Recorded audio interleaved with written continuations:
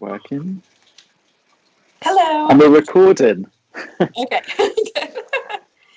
Right, so today I've brought Deirdre along to talk about her journey with Journey, Yeah. appropriately named. Yeah, and you wanted to come and chat, didn't you? You know, I haven't done an update for a little while for anyone. I'm hoping to catch up with Deanna soon. She's for people out there who don't know, she's been in hospital with Grace at the moment, and Grace is doing well. But she's facing some big sort of choices at the moment with operations and things, isn't she? So we're all sitting here rooting for her and waiting for her to come back. And yeah, I've seen some pictures, and Grace is smiling and happy. So it's all good news at the moment, isn't it? Yeah, last night she was giggling. It was good to see. Yeah. Mm-hmm. So yeah, hopefully we should have Deanna back at some point. But as you guys watching know, I do like to get other people in, and yeah, as I said, Deirdre's here today, and yeah.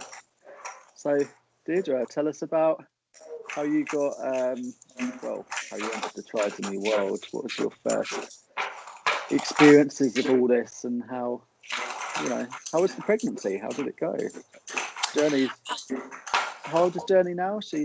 Journey is 2 years. Well, a lot of people say everything by months, but I usually do the whole, once they hit 2 years, I go 2 years, X amount of months. So she's 2 years heading towards 3 months. So 2 years and 2.5 months. Yeah, so she's one of the, I don't know, they put sort of like 2 years is a big milestone, isn't it, in the Trisomy world? And it's huge. You kind of get to that and you're like, wow. I know when we hit 2, I never, well, when Darcy was born, I couldn't imagine, celebrating 2 years, and it's such a big thing, isn't it? It So is. how was everything for you? Tell us about your early days. What was the medical world like to you? Was it when did you find out? Was it during pregnancy? Well, see, my experience was a lot different than other people's because we didn't know during pregnancy. We had an inclination that something was different when we went to find out her gender. And when we went into that appointment, I remember specifically the ultrasound technician. She was, first of all, brand new. But the ultrasound was taking forever. It was a couple hours. And Oh, really? I'm not new to this rodeo. I have an older daughter. And so I'm like, wow, this is taking a really long time. And I thought, okay, patience, she's new.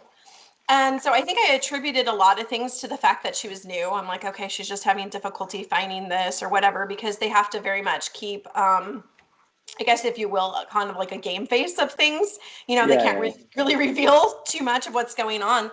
And she actually had to pull somebody more experienced into the room to figure out the gender. And then once that person came into the room, they were like, oh, yep, you've got a girl. And like nothing was really said after that. And it was, so to me in my head, I was like, okay, this gal again, she was just novice. And then it was a Friday. We have lots of jokes in this house about Fridays, because that's oftentimes, if Journey is going to have a hard day, it's always on a Friday, because I'm like, it's the weekend. Oh, we're similar. Darcy does exactly the same. And I just remember, actually, when I asked you about the pregnancy, I just remembered that I mentioned in the last video, I think, that it was nice to talk to someone who had such a similar sort of story, because we didn't find out in the pregnancy as well.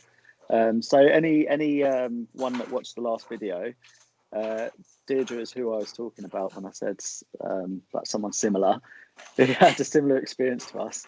But yeah, sorry, I didn't mean to cut you off there. No, it's okay. Just remembered all that. But yeah, Darcy does the same, the whole weekend thing. It's when the doctors are closed or something, Exactly. Yeah. So it's the curveball, like, let's just throw a curveball into it. But on Friday, we got a call from the doctor's office, and my midwife, she didn't want to get on the phone at the time of it. She just relayed the information that she wanted to speak to us in person. And so I'm like, okay, that can't be good. And now I have to wait an entire weekend. So I remember just almost like begging and pleading and saying, can I know what's going on? Because I'm aware enough to know that something must be off if you want to speak in person. But I'm like, I'm going to have to wait an entire weekend to know what's going Yeah. on. Unfortunately, I did have to wait the entire weekend. And on Monday, I ended up in the doctor's office. And she sat me down and she said, well, she said, here's the thing, it's really inconclusive. So she's like, we really need you to get in for another ultrasound to clarify. But she said, if it is what we think we're seeing, it looks as if your daughter's stomach is on the opposite side of the body. And it looks like the development of her brain, the measurements are too large. And she said, if that's the case, it's not something we can handle here in Salem, where I lived at the time. We're going to have to send you to hospitals up in Portland. Um, and my heart kind of like sunk because I just thought, I mean, I think a lot of times as parents, we think, okay, what did we do? What happened? What did I do wrong at some point that this is going on? And, so anyways, she said, the sooner the better. You've got to get in immediately. We need to find out what's going on. So we tried to go back to the same place that we had the ultrasound done, and they were packed full until Friday. And I said, no, I'm not waiting until Friday again, and then having to wait for more results and all that stuff and everything. And so they let us know that we could actually go into the hospital and that they could perform the ultrasounds there as well. Yeah. And so we got in on Tuesday and we went in, and I had multiple ultrasound techs actually take a look. And they clarified, they're like, no, everything's perfect. They're like, we have no idea what they were seeing before. Her stomach's in the right place. Her brain measurements are fine. Like, you're fine. And one of the gals even said, she goes, I've been doing this for like over 35 years. She was like, I'm not, new to this at all. And she's like, everything we see is just fine. You're fine. They got on with our midwife and actually contacted her, and she was the one that asked for a second look of things by somebody else to absolutely clarify, like, since we were going to be moving forward. They did that, and it was the same response. And so literally from that moment forward, we didn't really look back. We didn't think anything of it. And I really attributed it back to, oh, the gal that was doing the ultrasound was novice. She probably thought she saw something that wasn't there. Like, that's so sad because, she alarmed us, and, there was nothing. And, we went through this kind of trauma, if you will. But oddly enough, she was the one that was right. So literally fast forward to Journey broke my water, which I didn't have that experience with my first child. My first child was like, wanted to stay around forever. Like, we had to evict her. Was there no other no other indications or anything? Or no, there was nothing else about it. And she was such an active kiddo. She still loves music, but one of the things I had owned a competitive cheerleading gym, so we have a lot of music at all times surrounding us. And it was hilarious because every time like a hard beat would play, like, I'd feel her in my stomach. She was like, doo, doo, doo. So I'm like, this kid is gonna like break my ribs. It's funny you say that because I've got other children, and Darcy was by far the most active in my other half's tummy. She was like booting me at night. I'd feel it in my back. And in bed and that, and I was always like, wow, this baby's active. What, so that sounds very similar. Again, it's very strange, isn't it? They're very, very hard kickers as well. Yes, very much. She kicked me. She gave me some really good solid kicks. And then, like I said, she ended up breaking my water. And I had done the experience completely differently than I had done with my first. I had chosen, just because of some overall experiences that I had with my first, I had opted to go this time with a midwife and a doula. So there wasn't a doctor present in the room when Journey was born. Um, and I labored completely naturally. I was actually able to, the thing for me is I don't dilate well. And so they did have to at one point finally give me a bit of Pitocin, which I was fighting with every step. I like didn't want to have it, but they did have to do it. And it was kind of funny. They said, okay, we're going to give this to you now. And then you sleep through the night and then you'll go ahead and have labor in the morning. And my best friend was in the room and I looked at her and I said, give it 30 minutes. And she was like, because Pitocin just like, for me, it's like, whoa. So, I had the Pitocin and it was about 30 minutes later, like I really started to feel the contractions hard and I was breathing through them. And I loved the experience of having like the doula and all that, just somebody to help me focus and all of that. Yeah. And I got to a point and I looked up at them and I said, when can I get in the bathtub? We're not able where I was at to actually give birth into water, but we can labor up to the point of pushing. Yeah. And so we stepped in, went into the water, and at this time, even though I was feeling labor very intensively, I still hadn't dilated. And so I was essentially at like, I think it was like maybe at a 1 or a 2 when I got into the bathtub.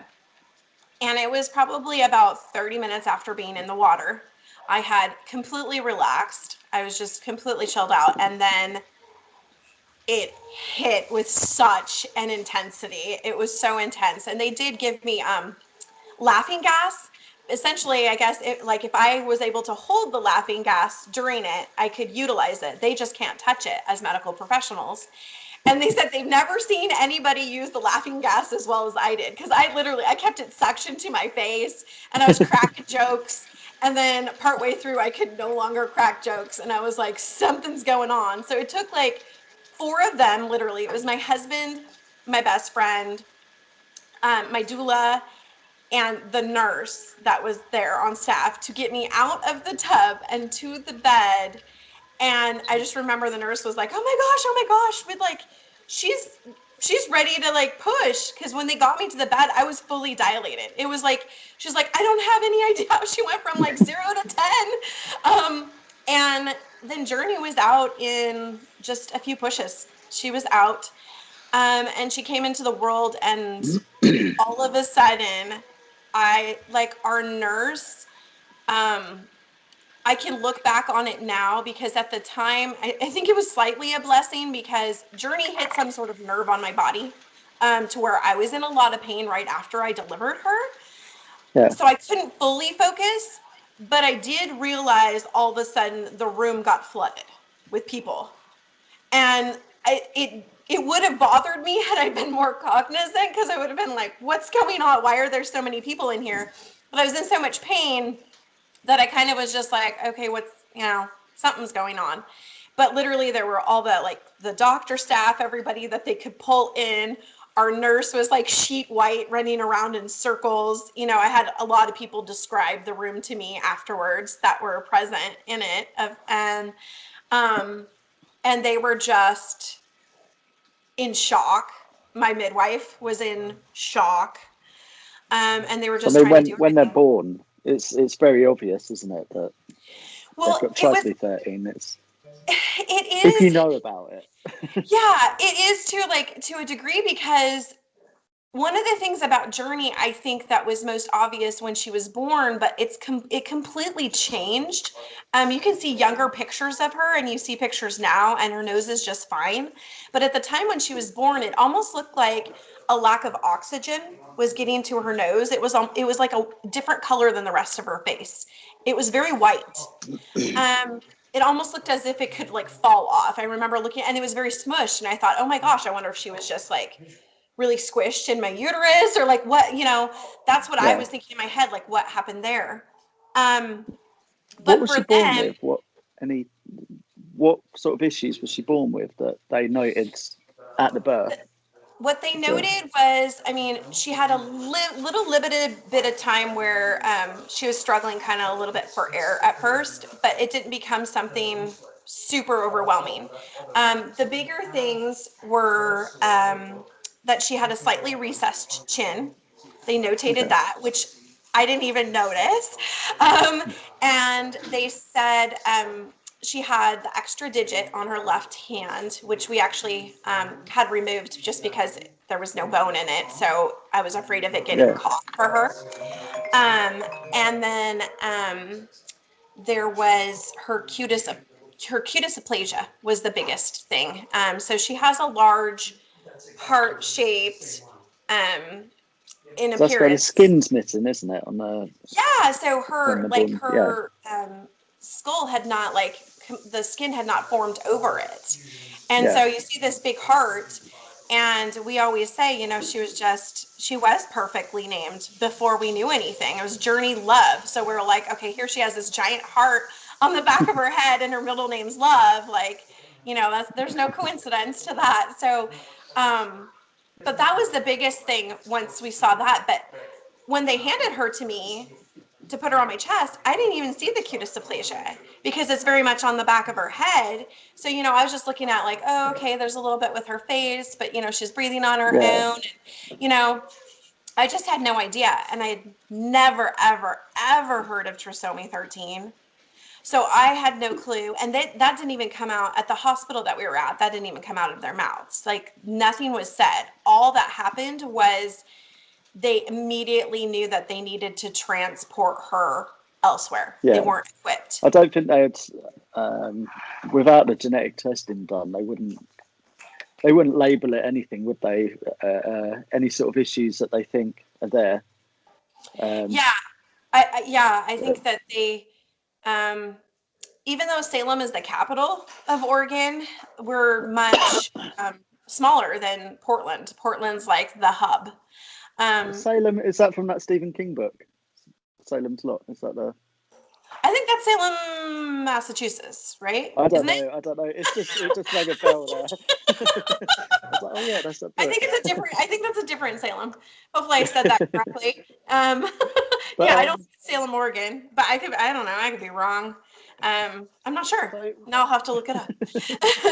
um, so what but happened when you yeah, got the results, the genetic testing and that, and that was the how rough. were they towards you then? Were they? What I happened there? remember being in a room. We were at a Portland hospital, and I was able to be with her on the very same day that I delivered because I delivered naturally. So my husband had gone up with her. They were already running some different tests. And they said, well, we think she has this particular condition. In fact, we're pretty positive. And if that's the case, then, we're going to have a sit down conversation.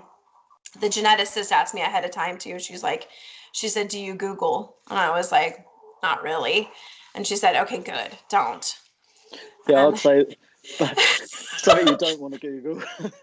yeah. And Like, so, very. um, they told us actually at the time that they were going to send the panel away, the test, the chromosomal panel away, and that it would take a certain amount of time. They said it could be like up to a week where they would be able to see what was fully actualized from all of it.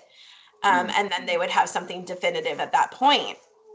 So what was really strange was they came back the next day and they said, okay, well, this is what your daughter has. She has trisomy 13. And my first response was just kind of like, well, didn't you say it was going to take a week? So that, I'll kind of sidebar that, but that like stuck in my head, the fact that we were told it was going to take this time for them to figure Yeah. things out. And then all of a sudden it was immediate response. And she sat me down, and it was very much like, at least what you see like in the movies or on a TV show where you're telling somebody about that they've lost somebody. That was the whole, Yeah. like, that Yeah. was her entire demeanor. So she sat down and she said, look, she has trisomy 13. I still think it would be a good idea for you to not Google it, but we need you to know that she probably just has 7 days at the most. And, here we were on, I think that was day 3. So in my head, it's hitting me, I have 4 more days with my child, But she's sitting over there very, in my eyes, alive. And I'm Yeah. just like, what is this that's going to all of a sudden be all consuming to her, and what's going to and I want to say she came in, it was that day, and then she came in the next day, and then she came in one more day. So she came in day 3, day 4, day 5, and told me the same thing each day. I think she thought that I wasn't absorbing what she said because Yeah. of my response. And so then I clarified to her, because I do find it important to be respectful with the medical community, but at the same time, you have to find that balance to also advocate. And so Yeah. I Yeah. finally just looked at her and I said, look, I need you to understand, I respect what you do. And I thank you for coming in here. Trust me, I understand what you're saying. I personally, and we personally as a family, just, we have a whole lot of faith, and that's what we're gonna go with. Like, we believe that, I mean, her name is Journey, for goodness sakes. We believe she has some sort of journey, and that's already been established, and we're gonna let her guide that. And we just have a lot of faith and hope, and whatever way that God wants to work within her or work within her life, like that's what we were trusting. And after that, she kind of just said, I could see in her face, she was like, okay. And I think, at, like, how you try and read people's nonverbal and whatnot, I think she was thinking like, oh gosh, this is going to be tough for this family, kind of thing. They're not Yeah. accepting the 7-day kind of rule, but Yeah. she did honor it and didn't really come back into that at all. So after that, we saw, I think we had 4 different doctors in the time we were there. We were fortunate that we weren't in the NICU, that I feel like, for, some families are there for months, if not over a year, sometimes the duration of a child's life. We Well, I were think there we for, were 2 weeks ourselves. yeah, and we were It's, 27 days. Um, yeah. So there you go. It varies greatly, doesn't it? But yeah, it with does. us, they were kind of like, they sent us home basically for her to die. They were like, "Oh, there's nothing we can do," type thing. So we kind of fought to go home, but I think if we hadn't, they probably would have kept us there even longer. So yeah, it can be a long old haul, can't it? Yeah, and it was those 27 days. I've always been, I would say, prior to that, I was a more passive kind of person. I really was. That was a little bit more characteristic of myself. And probably to my husband's disdain, I'm kind of a real, like, I can be a bit of a bulldog now. Like, I just, I learned, like, you have to advocate for certain things, and you have to really express Yeah, what you want. Um, it changes and people, yeah, yeah. I definitely. mean, the doctors really that we experienced, the way that they dealt with us, as well as the way that the nursing staff dealt with us in our stay, changed so much when they saw our consistency and our fight and our willingness to, like, work with them on things, but want everything that we could for her. And Yeah, she just kept surprising them too. The first thing we were told was, okay, we need to take her back for an MRI. There's going to be something really wrong with her brain. That's what we were told. So they did a swaddle MRI, and they came back and they were scratching their heads, and they're like, it's fine. They're like, her brain is, we don't have any concern. And at the time, it was more like, they were looking things for like hydrocephalus, where she would have yeah, extra, yeah. yeah, like fluid on her brain and stuff. And nothing like that was present. And so they said, okay, well, if her brain's fine, if we go to the rules of trisomy, like, now we got to go to the heart. She's got to see a cardiologist. Yeah, A cardiologist came in, and he was probably, I want to say, of the specialists, he was probably like the most upbeat and positive, even just in general with dealing with it, but was just kind of like, she's got some minor VSDs, some ASDs. Her PDA hasn't closed, but PDAs can close on their own. We see that a lot in the NICU, just in general, of babies that are born early. Um, Go ahead. can I just add in there actually 1 second for people watching? it's very common in the trisomy 13 world for the brains to not develop properly or split into two halves correctly, which is a common brain thing. And the hearts, it's very common to have holes in the hearts or even like bits missing. Mm-hmm. So yeah, what Deirdre's saying here is you know, they're kind of born and they're expecting these problems straight away. And you know, I just thought I'd clarify that because it's Yeah. it's a very common thing, isn't it? A lot of these children do end up having quite major heart surgeries early Yes. on, don't they? Yeah, I feel Um, like that. Um, I watched one video with a person that was speaking that whose son had had heart surgery, and I loved what she said. She said, with the heart, to be able to advocate for your child to actually have that heart surgery, and if you get that heart surgery for your child, that's huge, because yeah, once the heart is established, then so many other things, if they appear or as they appear, they will then take care of, versus if the heart isn't intact, a lot of times you'll get declined a lot of their surgeries because the heart isn't in what yeah, they see yeah, as intact. But Journey, yeah, so she had what they called it Swiss cheese. So she had lots of tiny little holes. But before we left the NICU, her PDA closed on its own. And then by the time we did our first appointment with the cardiologist, I think we followed up it was at like 6 months. They said that her ASD little holes had all disappeared. And those are the ones that are found in the atrium. So those had already resolved, but she still did have some issue going on with her VSD and the ventricles. But it was nothing super alarming. So once we kind of went through the checklist of, we went from brain to heart, then they said, okay, well, surely she's probably got a lot of issues within her kidneys. mm, That's another major part. And so they took a look at her kidneys and they said, well, she has some sludge there. But again, in a NICU, we see that, and it could be something. So every time they kept saying it could be something that could go away, they kind of let it with the idea that they didn't think that it would. But with yeah, Journey, we nicknamed her Houdini because she'd make things like magically disappear somehow, and it just took time.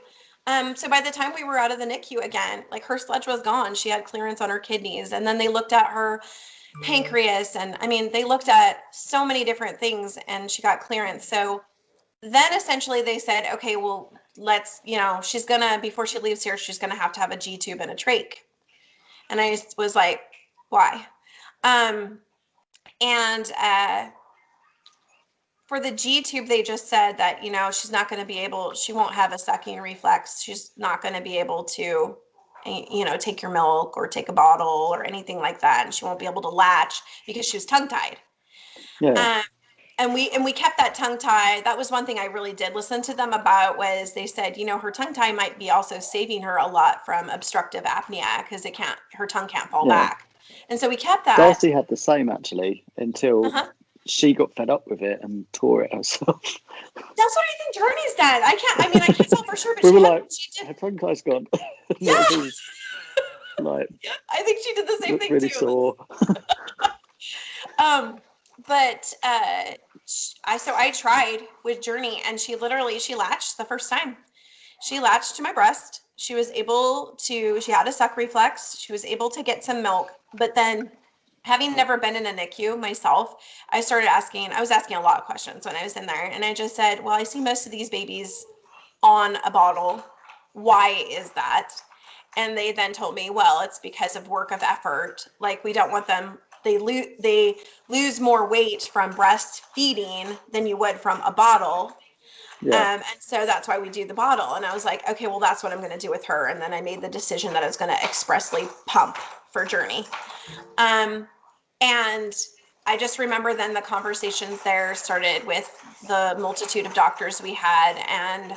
Um, and it was me, in a sense, kind of trying to prove, if possible, that she wouldn't need those two interventions. Like if she So didn't need them, why do them?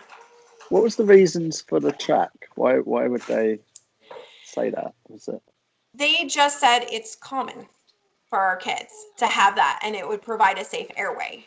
And because they said about G tubes to us as well, and we chose to stay with NG tube because we didn't want something as intrusive as a G tube. right. But yeah, we're in the same sort of mindset. We think it's a bit overkill, you know.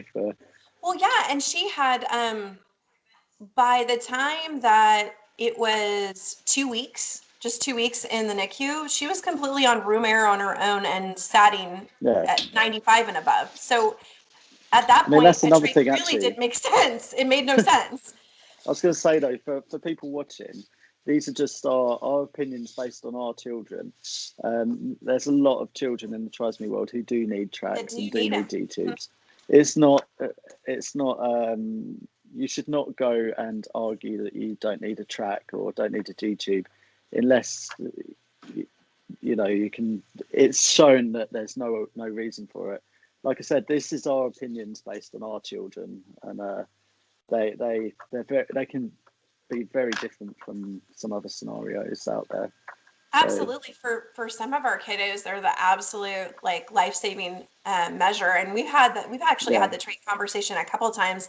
And I reached out and I spoke to several parents whose children had trachs. And I'll remember one conversation I had very intensely. The mom was just like, she goes, your child is your child. And she's like, mine does have a trach, but she had to have one. And she's like, from what I'm hearing with Journey, it doesn't sound really that appropriate for her. yeah, And that just kind of helped to solidify like my decision about it. So yeah, it's very much for some of our kiddos, it's that life-saving measure. It's the only way that they would be able to survive. But um, for Journey, I had to, we've got this amazing community, and I had to talk within our yeah, community, and then I had to go with my gut and a lot of prayer about it. But yeah, so I just with at that time, I kind of like with the doctors, I remember I looked at one doctor. I even remember his name so well. And he was nice. I really enjoyed him. But I looked at him and I said, so what does going home look like? And this was a couple weeks into our, journey there. And he said, oh yeah, we have hospice. And I must have done one of these because that's kind of what I do when something's perplexing to me. And he said, oh, that's I'm exactly so what we sorry. had, hospice as well. The same thing. Yeah, he goes, "Oh, I'm so sorry." He goes, "You must not be familiar with what hospice is." And I said, "No, no, no, no. I'm very familiar with hospice. My father had pancreatic cancer, and at the very end of it, we put him on, he was on hospice." So, I said, "I'm familiar with what the general idea behind it would be." I'm like, "Are you saying that's the only way that we would be able to go home?" And he kind of like paused because what I realized then, I think at that point was, and there are very few cases in all of Oregon, like in all the entirety of Oregon. And so we were coming across all these people that have never experienced a trisomy child, and they only Yeah, know what they've learned by textbook. And so I just said, okay, if that's how we go home, I could accept that. However, I think it was like the former athlete in me was like, I'm used to like, give me some goals, where we would go home and that wouldn't be the case. And so I'm like, well, like, where does she need to be eating to where you guys don't think she's failure to thrive? And, how does she get out of here without a G tube? And so they started to entertain those questions for us. And they started to set some goals, and we had our big, I called it like the game board up in our NICU, and they would post up there, okay, this is what she needs to accomplish. And, then she was like at 10% of goal. And, the doctor would kind of come in and say, that's really good. She hit 10% of her goal, but, this is where she needs to get. And I don't think that can happen. And I was like, well, it's only been a day.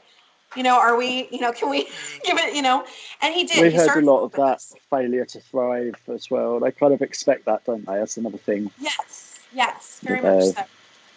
Um, and so we just went back and forth, and we went back and forth with those numbers, and we finally got her up to 50% of feeds, which is where they wanted her at, where she was at a slow, just continuous incline, and she was not backtracking at all. And once we were at that point, they felt okay with sending us home without any intervention. There was no G tube, there was no trach. She was going home, and she was fed on my breast That's milk good. by bottle. And so she went home that way. I think as we're actually saying about the failure to thrive, I think reflux is a big issue in that, doesn't it? I've noticed that with these children, a lot of them have reflux issues. And Journey also has breath hold spells, doesn't she? Yeah. Yeah, Yeah, those were the scariest things that we went through, because she did do some of those in the NICU, but very characteristic again to Journey, or Houdini as we call her. Um, she would do her breath holding spells. She could turn the blue or dusky gray, but if you looked up at her stats, she was still in the 90s. yeah. And so the doctors and staff would be like, how is that even? They're like, we don't even know how that's possible. They're like, I just noticed, is that an alarm for Journey? no, that was actually my cell phone. So Oh, I I was going handed to it say, off to because my husband. we have a ton for Darcy, and Beck has exactly the same alarm going off. So I hear it all day long. Yeah. No, that was just my cell phone. But yeah, we have alarms for like, oh, it's time to feed her and all that stuff. But Yeah, sorry. so I keep cutting you it, off. no, it's okay. Um, oh, I lost my train of thought. That's easy to do though, because what were Talking we about just? the breath hold Oh spells. yeah. Yeah, So the breath holds are incredibly scary to yeah, witness. Um, you really see, I mean, it's nothing you ever want to see is that your child's turning a color that you know that they're not supposed to be turning. And in the beginning, figuring out how to navigate those at home was rough. Um, both my husband and I, at one point in time, well, to backtrack, before we were released from the NICU, I remember very much so when we went through the class for first aid CPR for pediatric. I remember them yeah, saying this to us. They said, now, it's not if you're going to need to know how to do this, it's when.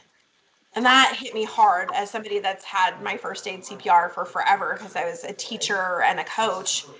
And you have it, but it's always in the back of your head, like, well, I had this, I'm probably never ever going to have to use it. So when they said those yeah, words, it really hit. And I think that was my first moment of great anxiety, because I was like, wow, they're telling me I'm going to have to perform this, and I'm going to have to perform this on my own child. So I took the class extremely, extremely seriously, probably to the point where I was like over analytical with every little thing. And my husband did super well with it there. And he was the one that ended up more nervous when we each had to do it. When it came to the performance part, he was more nervous, where I was more nervous in the class. And then when I had to do it, my mind just went and, yeah. started performing it. Um, when I look back on things, I don't know for sure that we needed fully to perform first aid CPR for her, because her holds can be so long, and that's what we've learned on this, that most of the time, Well, go ahead. no, I was going to say that actually. What I've learned about the breath holds is even though they prepare you for CPR and stuff, we had the same sort of thing to leave the hospital. They don't prepare you for breath holds, and CPR can actually make breath holds worse sometimes, from what I've read.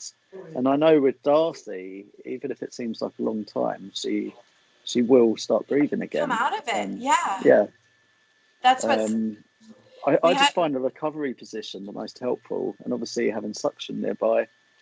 Um, but yeah, I'm in two minds about the whole. They definitely don't need air, I don't think, for a breath hold anyway. But it's hard yeah, at that stage. You can't tell the difference because when you're thrown into it, you don't know. Like for me, I was like, "Wow, my child stopped breathing." So straight away, I was right. like, "Oh, she needs air." But I really think in the case of Trisomy 13, breath hold spells should be addressed a lot more when they're actually, training the parents to leave the hospital, because Well, it and can I make quite see, a difference. I see so many parents where they say that they went home with an ambu bag. We didn't have that.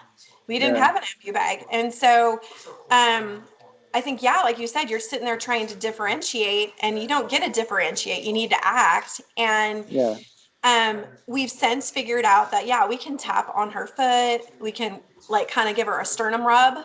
And then yeah, she'll pull out of it, and knock on wood. I've been knocking on wood a couple times with this and stuff. It's literally been like I want to say it was right about when she turned 2. We haven't had one since. yeah, She has not done them anymore. And I'm not saying that she won't.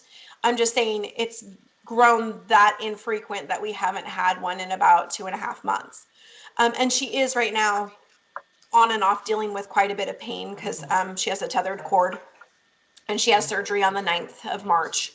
So she's dealing with a lot of constipation, which is another issue for our kids, a lot of GI kind of stuff. yeah. We were the same. It stopped for a long time, and then suddenly she started having them on and off.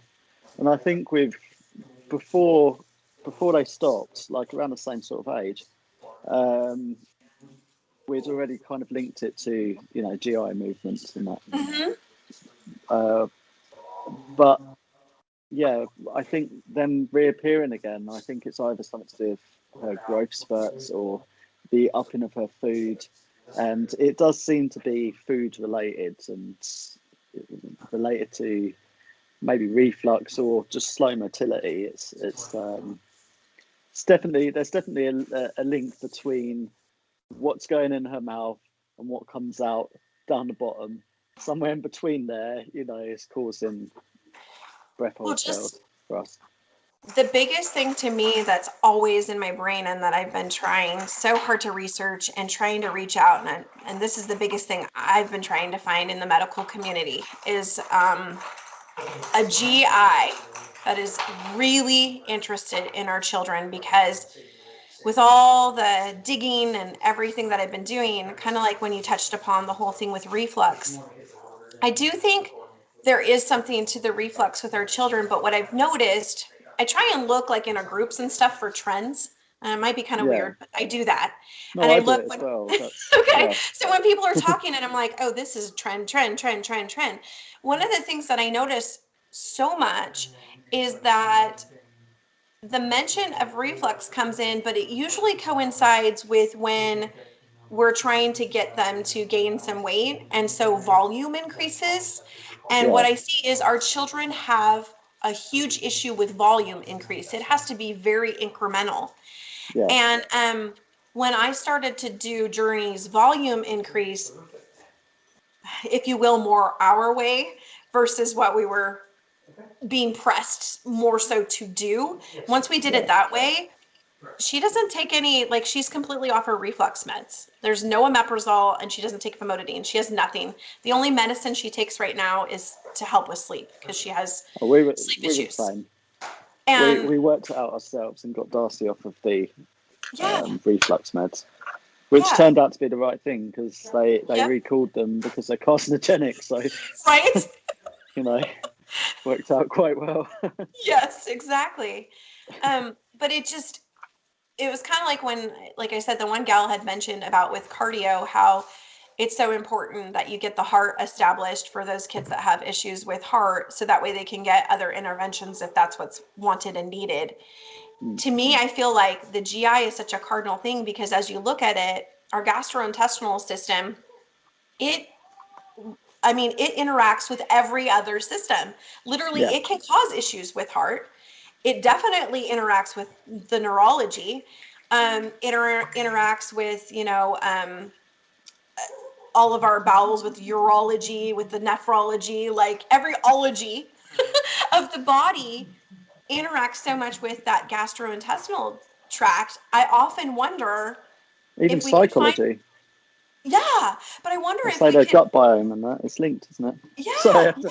doing No, it it's again. Cut okay. me off the I question. just, I just often wonder if we could find a greater answer to our children's issue with their Yeah, gut, that it wouldn't resolve a lot of other things. Because, if Journey's gut is okay and settled, and we manage it, you and I had talked about like the use of water and Pedialyte and keeping them well hydrated. then Yeah. she doesn't have the myoclonic seizures or the myoclonic jerks that she can have. She doesn't have them if everything is well within her gut. And so that Yeah. links directly with her neurology. And it's just, and then there was a time when she had her UTI. And then when we got that balanced back in, when she had her UTI, then everything from a renal standpoint, the kidneys, that all resolved and that was fine. So everything seems to always circulate back to the gut. And so that's where I've kind of like dove in. I just am constantly studying that and trying to find the right Darcy's UTIs gastroenterologist. cause breath hold spells as well. That's Yes. Yeah. Oh yeah. Because yeah. they're painful. And Absolutely I think painful. when her motility slows down, it seems to slow down when it wants. It kind of we figured out that one blocks off the other. So if she's constipated or something, it can block her weeing properly. Yes. And Yes. if she suddenly, if we have to help her, and she will, it would be a flood. Like, and we don't know whether it's because she's got bilateral duplex kidneys, so we don't know if maybe they're taking up more room than they should, and it's causing a bit of a squish somewhere. But a lot of it's all linked. It all seems to affect the other systems, Well, and basically. I wonder about, I can't remember, was Darcy malrotated? No, no. See, and Journey was, which I guess this goes back to when I was talking, when you asked me about first any inclination of anything. At about the 3-month mark, I really started pushing to try and get Journey tested to see if she was malrotated. I knew she wasn't volvulus at the time, which means that, it's basically a full twisting off of the intestines, and then you go ahead and you infiltrate all these other organs, and it's super problematic if it's volvulus. Yeah. But I started to see a lot of talk about our kids with malrotation in our groups, and I remembered back to the very first tech that we had that thought she saw Journey's stomach on the opposite side, and I thought, this might be far-fetched, but I'm like, what if she was seeing like a twisting that was happening Yeah. back then? And then when we went back the next week and had it checked, it had relaxed and gone back to normal. It was no longer twisted. And I just thought that was super plausible. And I finally, at 8 months when we were inpatient, and Journey did get her G tube at that point, we were inpatient, and I had an awesome team. That was like my most favorite team that we had. The doctor was actually English. He was great. He had a great personality, great sense of humor. So I could kind of use my sarcasm that I like to use with him. We're And well known for sarcasm here. yeah. And then we had another, because OHSU is it's a learning university style hospital, and it's in conjunction with Dornbeckers that we have up there.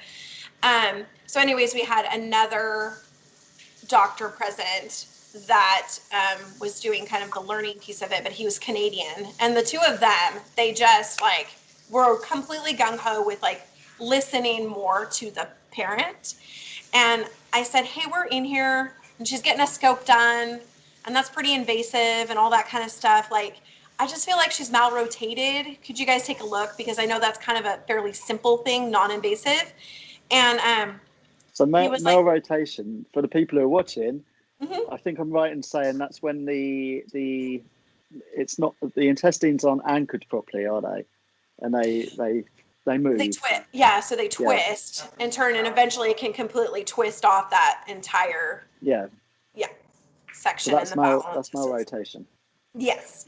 And he said, well, I just remember this conversation. I'm relaying it because it was funny, and it was a good conversation. He said, I really don't think that she's malrotated. She's really not showing any signs of it. And I said, oh, no, I don't think she's volvulus. I said, but that would be an like emergency thing. And I said, so I only said this because I knew I could joke with him. So I said, I go, is it customary that we wait until it's an absolute emergency to check these things? And he started giggling. He's like, okay. And I said, I go, from what I know, it's not very invasive to check. And he said, "You're right." He's like, "Yeah." He goes, "We'll appease you." And so they went in and they checked. And the nurse came back in the room and she goes, "He almost fell out of his chair," and said, "Why don't we listen to parents more?" Because she was malrotated. She was malrotated. And so when she had her G-tube surgery, they did what's called a LADS procedure, which essentially it spaces things out. So there's less possibility for volvulus, but there really isn't, Yeah. there's no cure to malrotation. You can't fix it, but you can help it. So they did that. And then they also, when they were in there, found out that her appendix was on the wrong side. So they did an appendectomy too. So she got like a whole triple thing that happened because of it.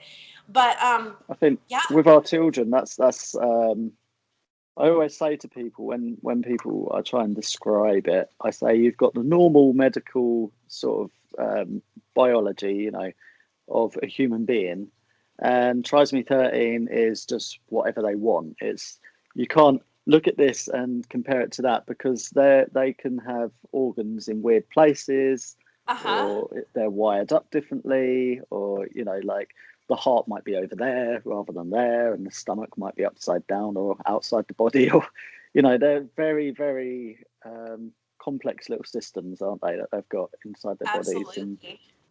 And we it's kind of it's it's almost like we have to verse ourselves in anything and everything that could happen. Like you hate to almost hear the phrase that like, it's really rare that you would ever see this, because the moment they say that, I'm like, oh boy. so like, when okay, but it's then we should investigate because it's possible.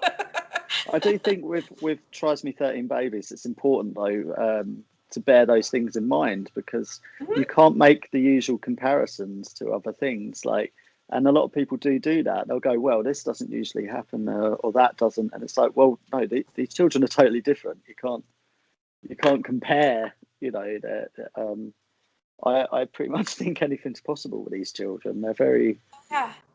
very unique, Well, and and I had, also I go think ahead. you've got a lot of the molecular sort of level.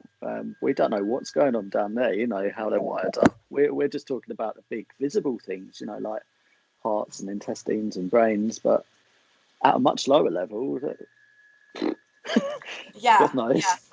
yeah, absolutely. And when I had been at that time advocating for the malrotation, I had actually just talked to a friend in California who had said what they had gone through because her daughter has full trisomy 13, and she's going to be turning 21 this year.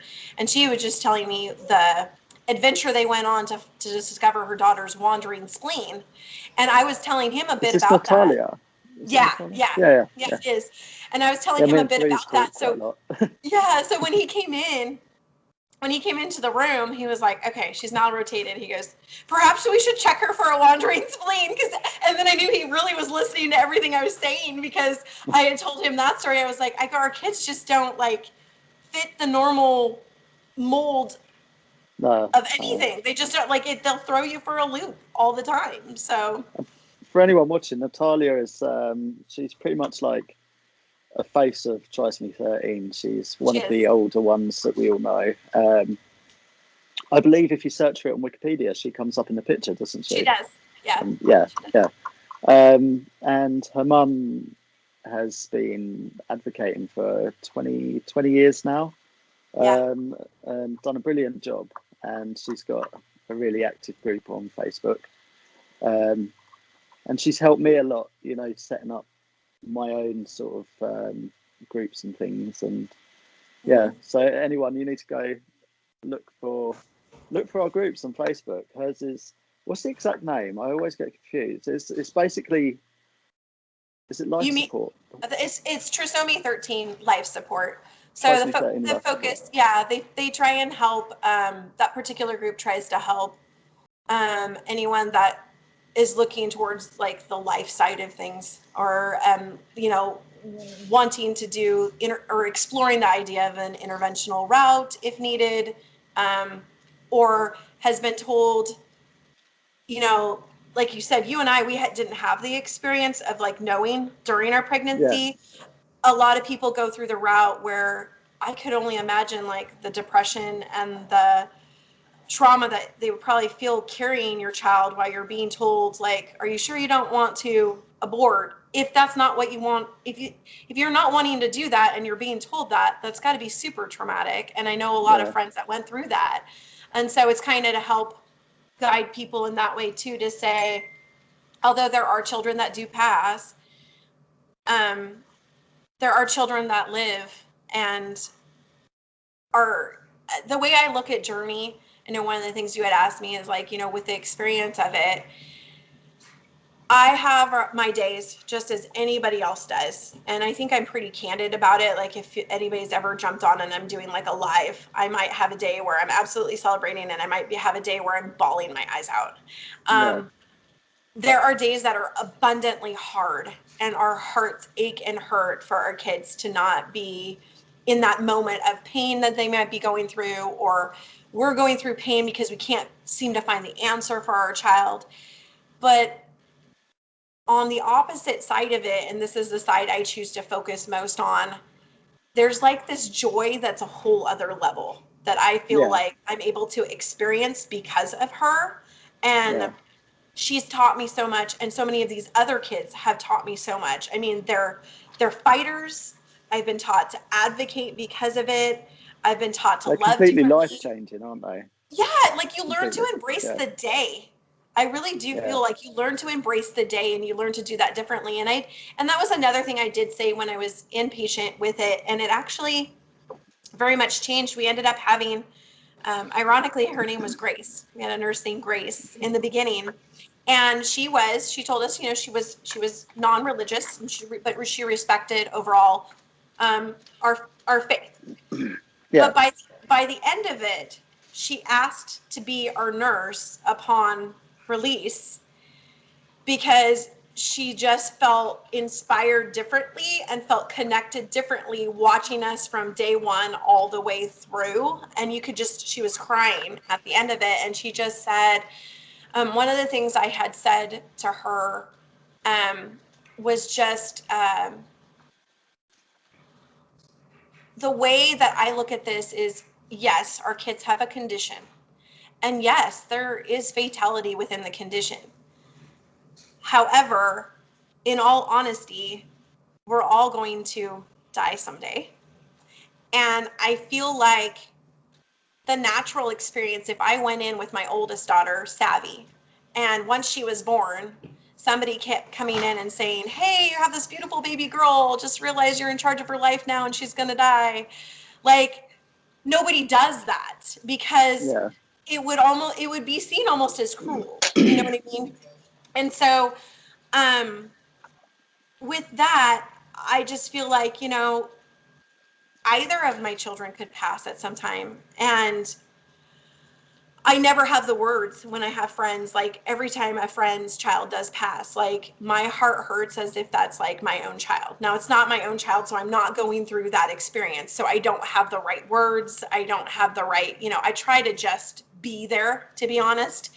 Because sometimes I think when we use too many different words, we end up diminishing how they're feeling, not Yeah. intentionally, but we can. And, but I choose to live her life as she's living it and embrace the joy. And like my shirt even says, it says find the joy in the journey. And appropriately, she has that name, but that's what I do. I find the joy that she brings in it, and I relish in that. I think I had the same thing. I was sitting there one day early on, and obviously we know what we've been told. And one day I just sat there and it just clicked. I was like, none of my children's lives are promised. Yep. Why do I take theirs for granted and not think like that all the time? And it made me sort of really appreciate every day, because I think when things aren't tough and when things are, as they say, normal, um, it kind of becomes robotic and you don't really think about anything, do you? Or the days, and you just think, oh yeah, we grow old, do this, do that. And yeah, these children, like I said before, they open your eyes to a lot of things that you didn't see, and a lot of thoughts that you didn't think about, and I'm thankful for that personally. I'm thankful for Darcy being in my life and doing that for me. And so, I think I'm starting to lose power. Oh. Well, It might be this. Oh no, it's not this. It's your my end of, headset. oh, gotcha. Okay, well, yeah. Mind you, we've already doubled the time we said we would do. I thought, Do we do? Oh my gosh. Okay, I'll I wrap thought, it. I'll wrap it up with this one last thought if I can. The one last thing I was thinking though was kind of like what we were just talking about though, and I actually posted it. I think your wife like put a little like on it, but it just kind of came to mind because I look at a lot of things and I look at the people that we look at historically, that we look to that have gone through really like big trials, and we look at trials all differently. Obviously there's been people that have gone through things that I would say that are far superior to what we go through. But, every story is different. Every story inspires differently. But, a lot of times it's referenced back as strength. And what I was saying was, I really feel like the people that can last and make it through the most trying of times, it really isn't strength, it's perspective. And so it's like, once you get into that, it's almost like that epiphany mode of perspective of, like you said, nothing is promised to any of us. Embrace the day of it. Take things as they come. Enjoy what you can. There's a little bit of that release. I'm not saying I don't still have anxiety attacks. I do. The PTSD behind certain things is real that we go through. Yeah. There is a release and there is a joy. So, anyways, yeah. Some good words, sir. Yeah, I totally agree. And it's well, I think you summed it up quite nicely, really. There's not a lot more I can really add to that. I forgot to mention the other group though. I've made a new group, as you know, with Trisomy World. with Emily and Deanna. So anyone watching, it's for all the Trisomies. On the cover design, I've used the ribbons for Trisomy 21, which is Down syndrome, Trisomy 18, which is Edwards, and Trisomy 13, which is Patel. But there are other trisomies, and it's open to anyone. And it's the point of the group is obviously for anyone wanting any advice or come and say hi, but it's also so the medical world or the public can see our children and see them thriving and just what we go through, really.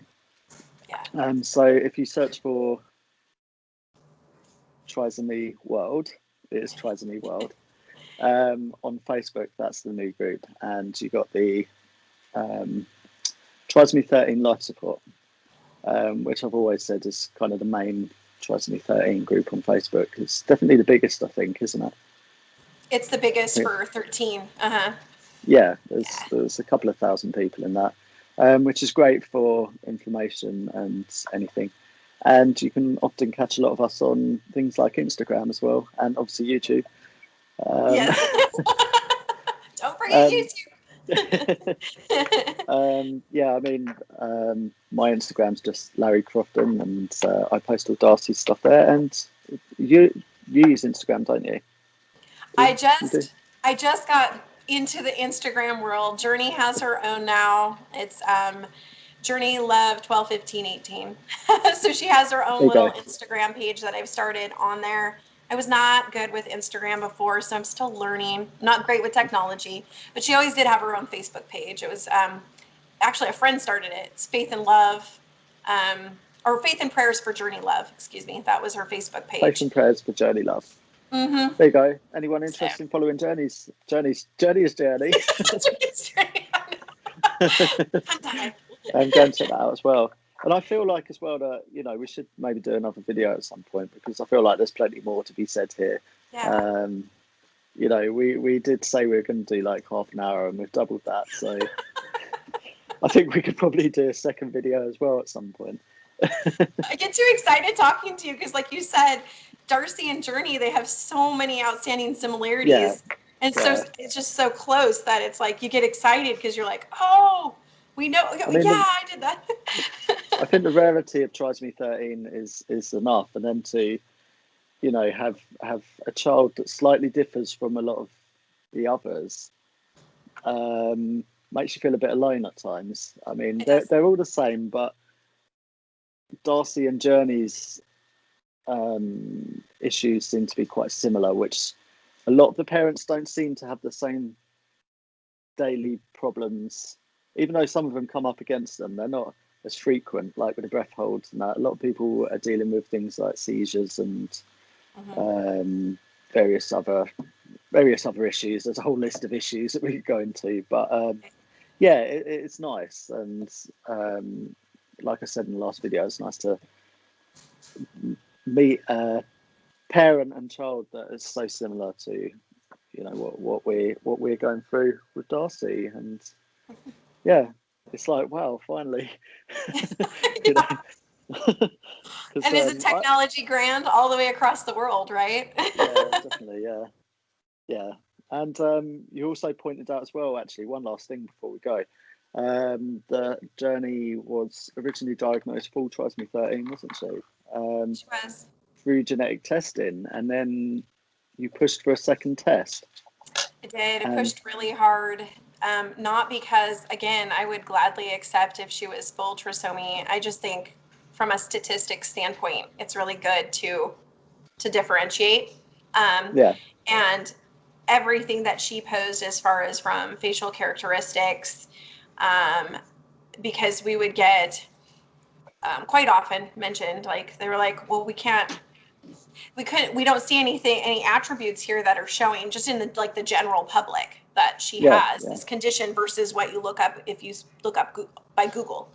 And she was, at 3 months, she was rolling over front to back to front. She was doing things developmentally at times too. So it was just all those kinds of things seemed to gear her towards more of what would be mosaicism. And they did a different test. They took cells from inside her cheek and had to collect a whole lot of saliva. And from that versus the blood work definitively said that she was full. The cells and the saliva and the tissue collected said that she was mosaic.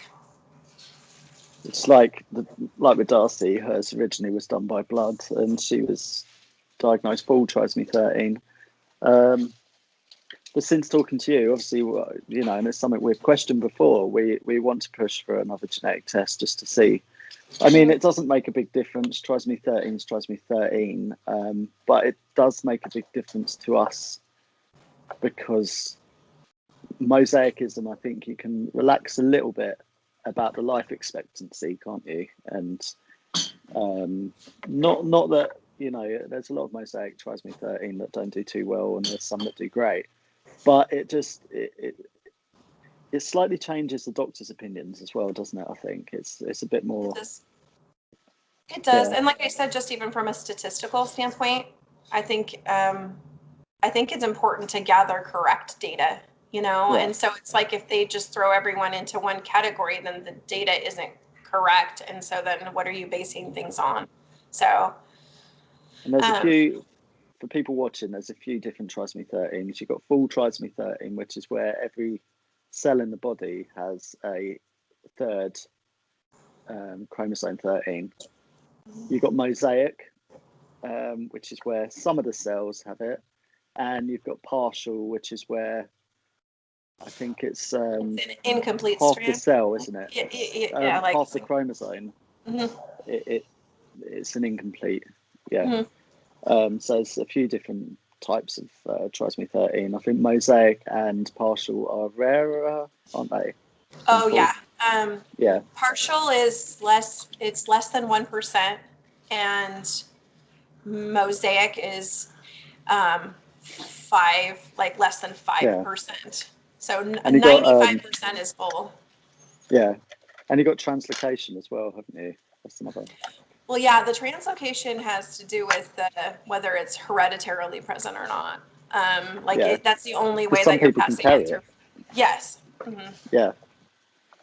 So yeah, there's a few different trisomies, and yeah, We can cover more stuff in the next Oh, video. yes. and I know. We'll do We're another still video. talking, are We've added another 10 minutes. Yeah. So what I'll do, I'll stop this here. And yeah, if people want, I'll put the links below as well. Like, I have to do that YouTube thing. Links below. Subscribe. Drop it You like know. I'll put the links in the description for the Trisomy groups and Instagrams and stuff.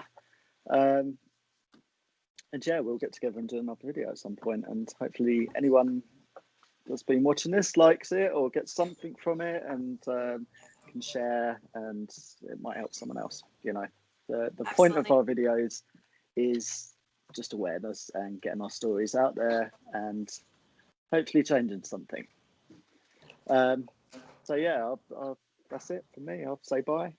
Thank you for having me. Bye. See you all in the next video. See ya. How do I stop it? It's this button.